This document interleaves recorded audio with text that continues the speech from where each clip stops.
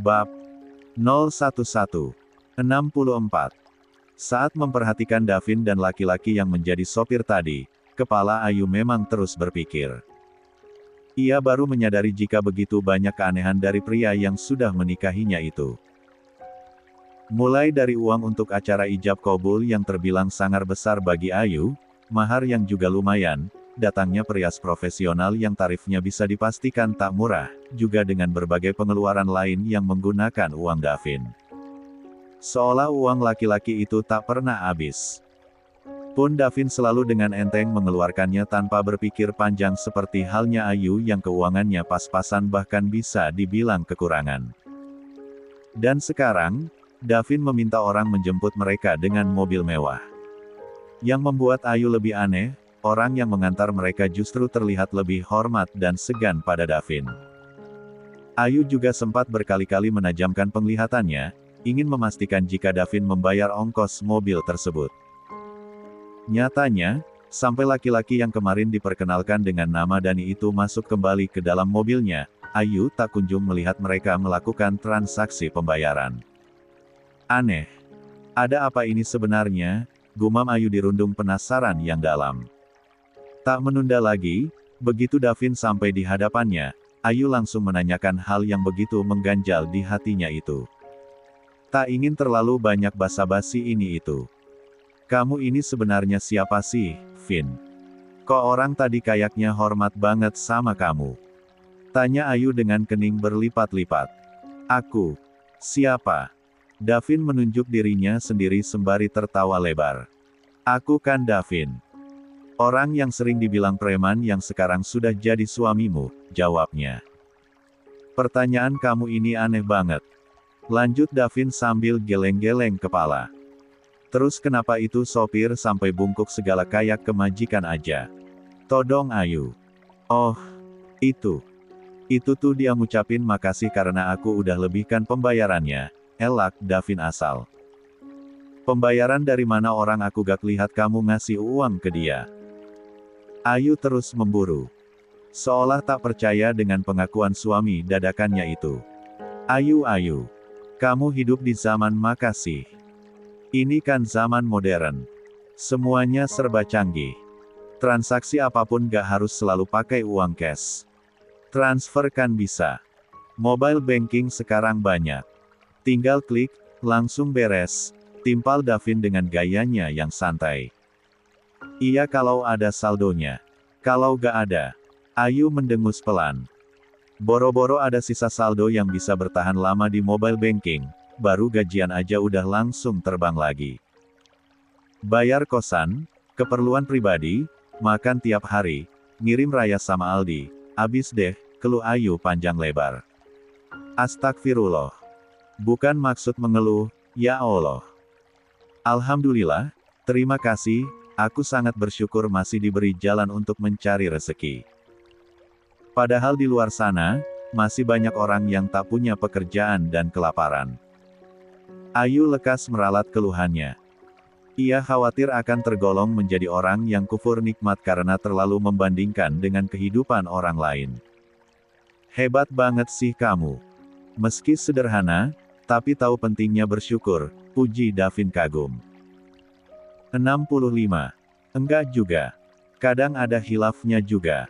Kayak tadi, sangkal Ayu. Lah memang merasa belum baik. Hanya sedang berusaha menjadi lebih baik. Gak apa-apa. Wajar, manusiawi. Terkadang kita silau melihat kelebihan orang lain. Ibuku dulu pernah memberi contoh.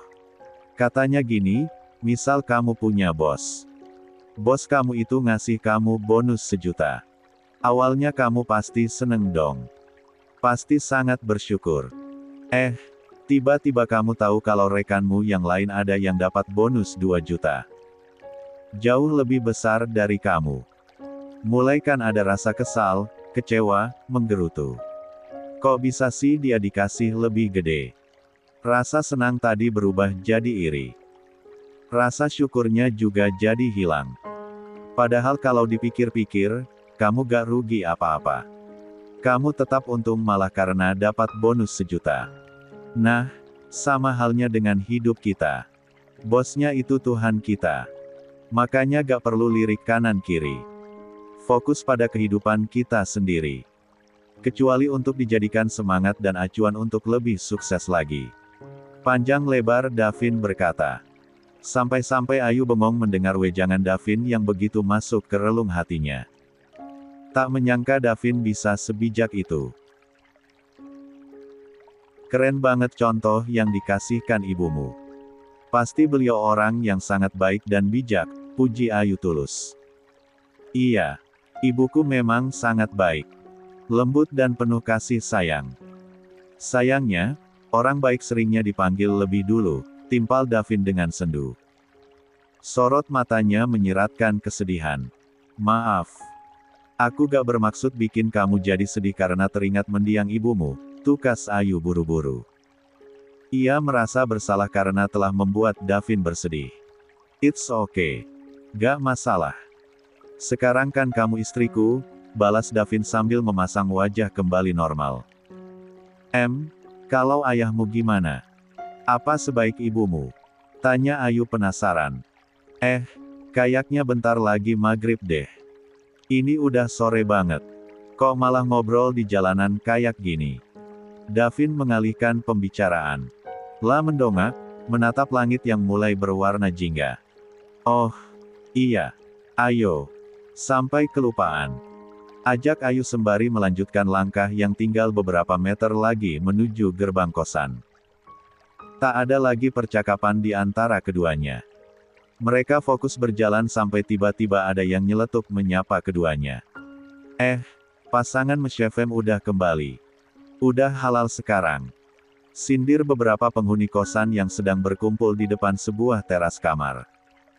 Sekarang udah gak perlu diam-diam menyelinap ke kamar sebelah tengah malam dong.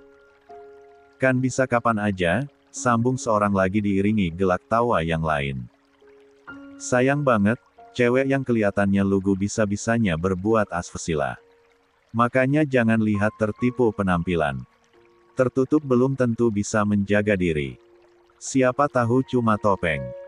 Sindiran-sindiran terus saja saling bersahutan. Mendengar ejekan-ejekan seperti apapun, Davin sudah terbiasa. Tinggal lumayan lama di sana membuatnya kebal atas perkataan apapun.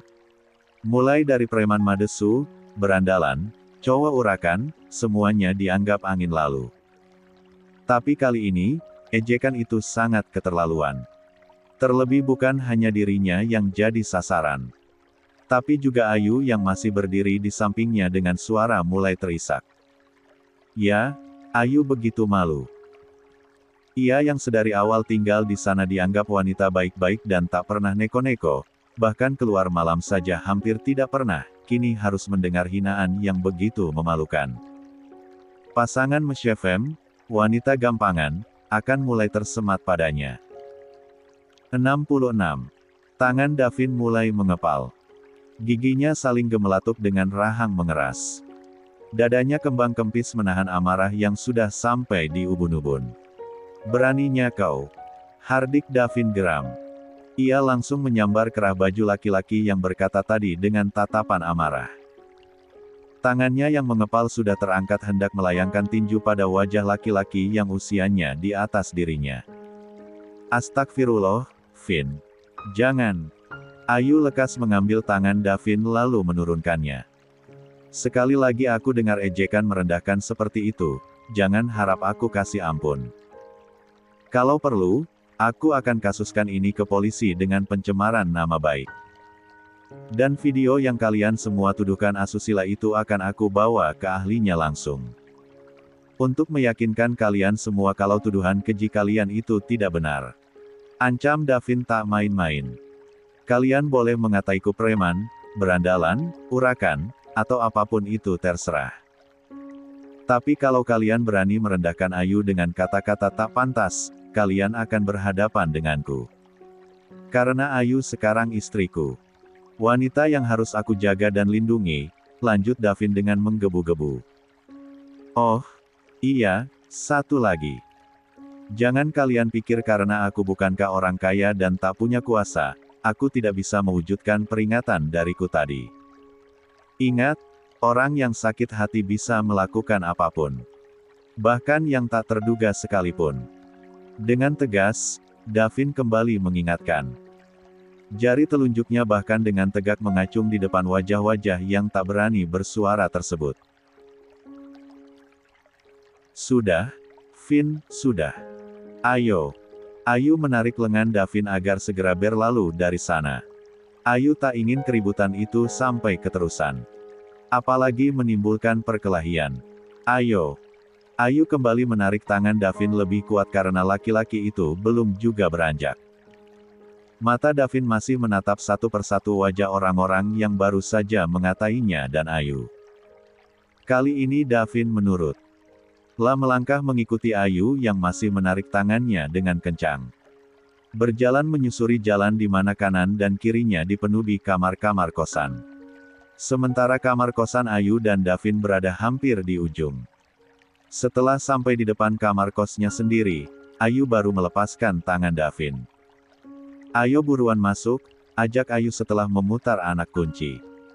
Kenapa kita gak masuk ke kamarku aja, timpal Davin. Kamarku. Balas Ayu. Kamarku lah. Davin tak mau kalah. Meski kamar kos itu memang hampir semua ukurannya sama, tapi tetap saja, akan lebih nyaman tinggal di kamar sendiri dibanding kamar orang lain. Begitupun yang dipikirkan Ayu dan Davin. Keduanya sudah sama-sama rindu suasana kamar kosnya masing-masing. Ya sudah. Aku masuk kamarku, kamu masuk kamarmu, usul Ayu akhirnya. Cek. Davin berdecak sembari mengedarkan tatapan matanya. Di mana beberapa pasang mata sedang memperhatikan mereka. Ya sudah, ayo. Davin akhirnya ikut masuk ke kamar Ayu. Menyusul Ayu yang sudah masuk lebih dulu. 67. Barang-barangku ada di kamar sebelah, ujar Davin pada Ayu yang baru menjatuhkan badannya di tepian tempat. Tidur. Kenapa kamu lakukan itu? Tanya Ayu mengabaikan perkataan Davin tadi. Lakuin apa? Tanya Davin pura-pura tak tahu apa-apa.